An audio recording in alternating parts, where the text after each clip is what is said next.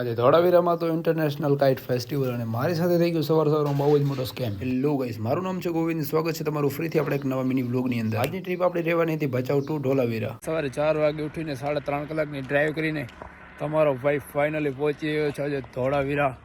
અને આ છે રોડ ટુ હેવન, જોઈ શકો છો. સનરાઈઝનો આનંદ માણીને થોડા બહુ ફોટોશૂટ કરીને અમે નીકળી ગયા સીધા ભંદળા દાદા મંદિર તરફ, જ્યાં કને આજે ઇન્ટરનેશનલ કાઇટ ફેસ્ટિવલની ઉજવણી હતી. પણ એના પહેલા 8 થી 9 નો ટાઈમ થઈ ગયો એટલે થોડો બહુ નાસ્તો પણ કરી લીધો અને ગુજરાતી ગીત બધાને સંભળાવી દીધું.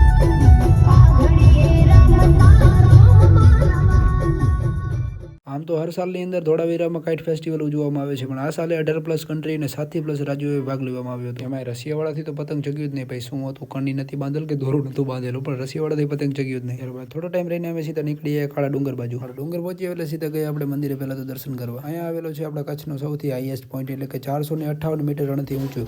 ત્યાંથી નીકળીને સીધા ગયા આપણે ધોરડો. એસટી પકડવી જોશે, ગાડી અંદર અલાઉડ નથી. ગાડી પાર્કિંગમાં રાખી દીધી અને આપણે જઈએ છીએ એસટી પકડવાની. 1 કિલોમીટર સુધી બીજી બસ છોડવા આવી, હવે પાછો અડધા કિલોમીટર જવા માટે બીજી બસ. 1 કિલોમીટરની અંતરમાં 2 બસ.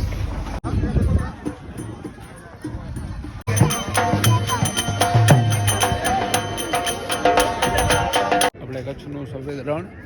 અને પહેલાં બધા લોકોને એવું હતું કે મતલબ પાણી ભર્યું છે રણમાં, નામ છે તેમ છે, તો એવું બધું નથી. અત્યારે એકદમ પાણી સુકાઈ ગયું છે. આમ જો સનસેટનો નજારો, ને હવે એકદમ પાણી સુકાઈ ગયું છે. તો કોઈ પણને ફરવા આવવું હોય તો આવી શકો છો, અત્યારે બેસ્ટ ટાઈમ છે.